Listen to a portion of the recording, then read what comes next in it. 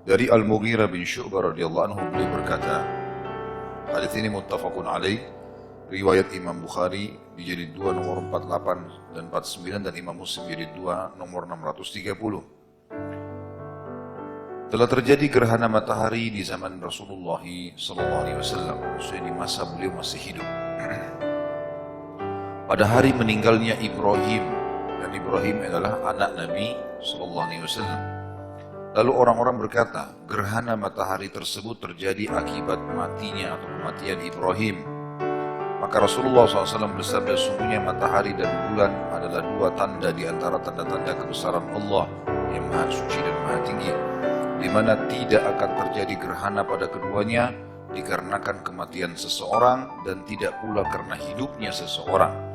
Maka bila kalian melihat kedua gerhana tersebut, berdoalah kepada Allah dan sholatlah hingga gerhana itu hilang. Sholat gerhana adalah salah satu sholat ibadah yang dianjurkan dalam Islam, dan dia sifatnya fardu kifayah. Makna fardu kifayah adalah dia kalau sudah ada yang kerjakan maka gugur bagi yang lainnya. Mirip dengan hukum sholat jenazah. Kalau sudah ada yang sholati maka gugur bagi yang lain. Sama dengan salam. Kalau masuk di dalam ruangan seperti ini kemudian dia mengucapkan salam, satu orang mengucapkan misalnya, kemudian satu orang juga di antara yang hadir jawab, maka sudah menutupi hukum yang lainnya. Tidak ada lagi kewajiban menjawabnya, tinggal hukum sunnah saja. Maka sholat gerhana hukumnya seperti itu. Harus ada segelintir muslimin yang sholat. Harus ada sebagian mereka yang sholat. Ya. Kalau sudah sholat maka yang lainnya gugur. Dalam hadis ini teman-teman sekalian disebutkan tentang gerhana matahari. Sementara gerhana bisa terjadi untuk matahari dan bulan. Hanya saja kalau bulan terjadi di malam hari dan umumnya dikerjakan sendirian, tidak berjamaah. Kalau sholat gerhana bulan. Dan kalau sholat gerhana matahari, maka dikerjakan secara berjamaah. Dari hadis ini kita ambil pelajaran bahwasanya pernah terjadi di zaman Nabi SAW, dan memang secara ilmiah gerhana matahari akan terjadi ulang-ulang. Dan juga pada saat itu bertepatan hari di mana meninggalnya Ibrahim, dan Ibrahim adalah anak Nabi SAW dari Maria radhiyallahu anha. Pada saat itu muslimin di antara sahabat, karena mereka masih awal-awal Islam dan wahyu masih terus turun, maka mereka pun akhirnya mengatakan ternyata gerhana matahari terjadi karena matinya Ibrahim, anaknya Rasulullah. Tersebar berita seperti itu. Maka Nabi SAW waktu dengar, beliau naik ke atas mimbar setelah memuji Allah dan membaca salawat untuk diri beliau SAW, beliau lalu mengatakan kalimat yang mulia. Dan ini sekaligus menepis semua pemahaman yang keliru tentang masalah pemahaman orang kalau gerhana matahari terjadi karena masalah ini dan masalah itu, misalnya lahirnya seorang tokoh, meninggalnya seorang tokoh, sebagaimana kasus Ibrahim. Maka kata Nabi SAW, sungguhnya matahari dan bulan adalah dua-duanya tanda-tanda kebesaran Allah. Tidak akan pernah terjadi gerhana keduanya atau salah satunya disebabkan karena mati atau hidupnya atau lahirnya seseorang. Kalau kalian melihatnya, itu peringatan dari Allah. Nabi SAW suruh ibadah, sholatlah, berdoalah. Dalam riwayat lain dikatakan bersodokahlah. Sampai Allah mengangkatnya atau sampai cerah, sebagaimana tadi hadis menjelaskan masalah itu. Kemudian selanjutnya dari Aisyah radhiyallahu anha. Hadis ini muttafaqun alaih, diriwayatkan oleh Imam Bukhari di jilid 2 nomor 49 sama 50 dan Imam Muslim jilid 2 nomor 620. Bahwasanya Nabi SAW mengeraskan bacaan beliau pada saat sholat gerhana, dan beliau sholat 2 rakaat dengan 4 ruku dan 4 sujud. 4 ruku dan 4 sujud.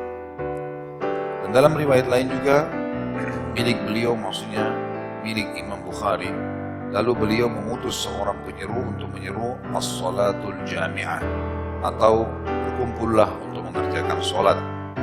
Hadis ini riwayat Imam Muslim di jilid 2 nomor 620. Dari hadits ini teman-teman sekalian kita ambil pelajaran kalau Nabi SAW mengerjakan sholat gerhana matahari berjamaah dan beliau menyuruh mengiklankan sambil mengatakan as-sholatul jami'ah atau kumpullah untuk mengerjakan sholat.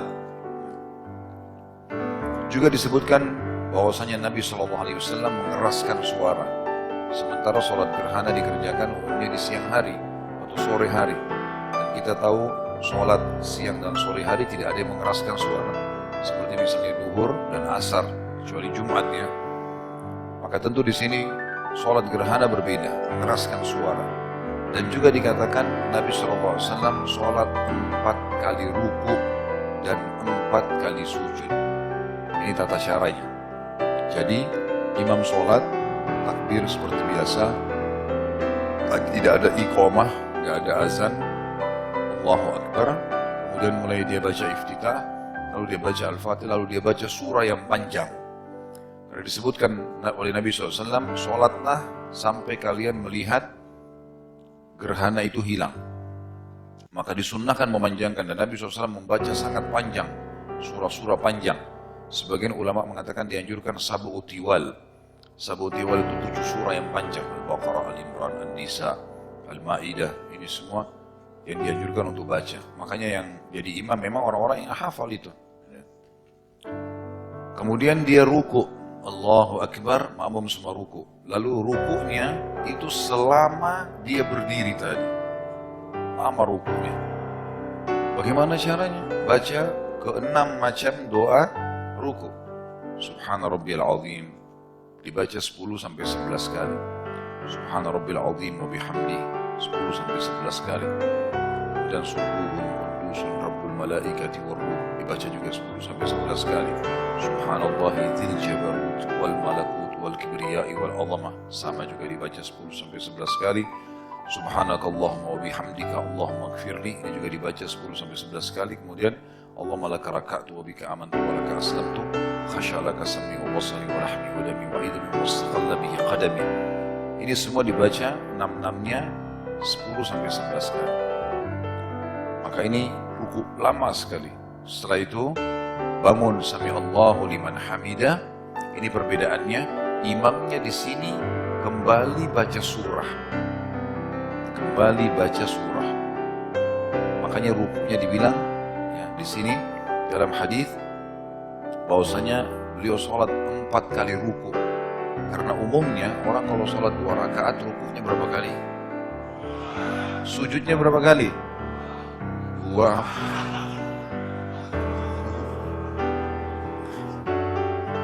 Sujudnya 4, rukunya yang 2. Umumnya kalau orang sholat 2 rakaat. Nah sekarang khusus sholat gerhana rukunya jadi 4.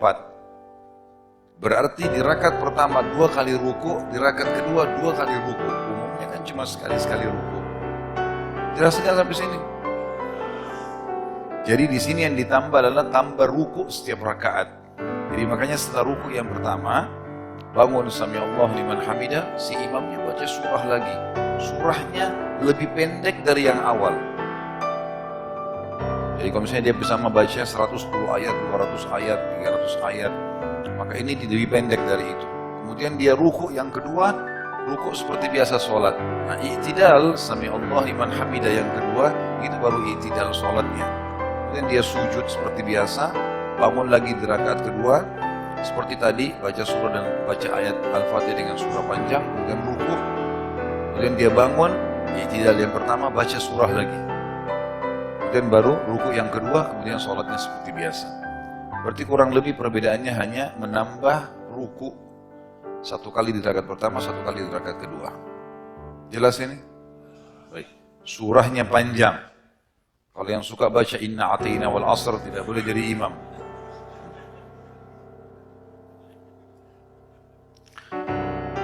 Kemudian hadis selanjutnya 402 dari Ibnu Abbas radhiyallahu anhu, beliau berkata, dan hadis ini diriwayatkan oleh Imam Bukhari Muslim dan ini lafadznya Imam Bukhari di jilid 2 nomor 46 dan Imam Muslim juga sebutkan di jilid 2 nomor 262. Dari Ibnu Abbas radhiyallahu anhu beliau berkata, terjadi gerhana matahari pada masa Rasulullah SAW, lalu beliau sholat. Ini tata caranya. Beliau berdiri dengan berdiri yang lama selama membaca surah Al-Baqarah. Jadi 280 sekian ayat dibaca semua sampai selesai Al-Baqarah oleh Nabi SAW. Kemudian beliau ruku dengan ruku yang lama. Tentu di sini perkataan Ibnu Abbas radhiyallahu anhu, beliau berdiri selama membaca surah Al-Baqarah. Berarti tidak harus surah Al-Baqarah, tapi beliau memberikan isyarat karena panjangnya maka seperti surah Al-Baqarah. Kemudian beliau ruku dengan ruku yang lama. Kemudian beliau mengangkat kepala beliau lalu berdiri dengan berdiri yang lama. Dari sini kembali membaca surah, namun tidak selama berdiri yang pertama. Kemudian beliau ruku dengan ruku yang lama, namun tidak selama ruku yang pertama. Kemudian beliau sujud, seperti maksud saya jelaskan tadi. Kemudian berdiri kembali di rakaat kedua dengan berdiri yang lama, namun tidak selama berdiri pada rakaat pertama. Kemudian beliau ruku dengan ruku yang lama di ruku pertama di rakaat kedua, namun tidak selama ruku yang pertama di rakaat pertama. Kemudian beliau mengangkat kepala beliau, lalu berdiri dengan berdiri yang lama. Ini setelah ruku yang pertama, berdiri sebelum ruku yang kedua di rakaat kedua. Namun tidak selama berdiri yang pertama, kemudian beliau ruku dengan ruku yang lama, ini ruku yang kedua di rakaat kedua. Namun tidak selama ruku yang pertama, kemudian beliau sujud dengan beliau menyelesaikan sholatnya dan matahari telah terlihat kembali. Beliau juga melakukan sholat dalam riwayat lain ketika terjadi gerhana matahari dengan 8 ruku dan 4 sujud. Di sini maknanya adalah sebagian ulama mengatakan maka Nabi SAW mengerjakan 8 ruku, artinya di satu rakaat 4 kali ruku. Jadi misalnya beliau baca Al-Fatihah sama Al-Baqarah, ruku. Lama rukunya, di ruku satu rakaat 4 kali ruku. Beliau bangun baca surah lagi, ruku lagi yang kedua. Beliau bangun lagi, baca surah lagi. Terus begitu, sampai 4 kali ruku. Baru beliau i'tidal dan sujud di rakaat pertama. Begitu pula dengan rakaat yang kedua. Ini riwayat Imam Muslim.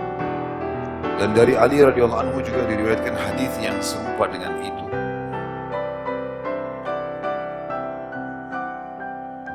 Juga dalam riwayat Jabir bin Abdullah radhiyallahu anhu, beliau sholat dengan 6 ruku dan 4 sujud.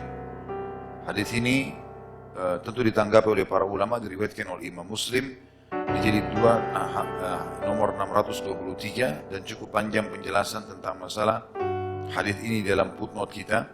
Namun saya simpulkan karena ini riwayat Imam Muslim maka disahihkan oleh sebagian besar ulama tentang beliau sholat dengan 6 kali ruku. Kan tadi riwayat yang sebelumnya 8 kali ruku, 4 kali di rakaat pertama, 4 kali di rakaat kedua.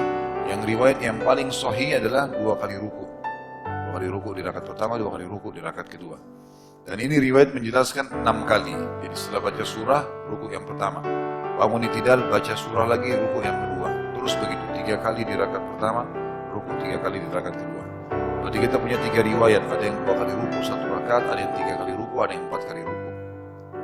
Dan dalam riwayat Abu Dawud dari Ubay bin Ka'ab radhiyallahu anhu, shalla faraka'a 5 raka'atin wa sajada sajdataini wa fa'ala fi tsaniyati mithla dhalik. Beliau sallallahu alaihi wasallam salat dengan ruku 5 kali dan sujud 2 kali. Dan beliau melakukan hal yang seperti itu juga pada rakaat kedua.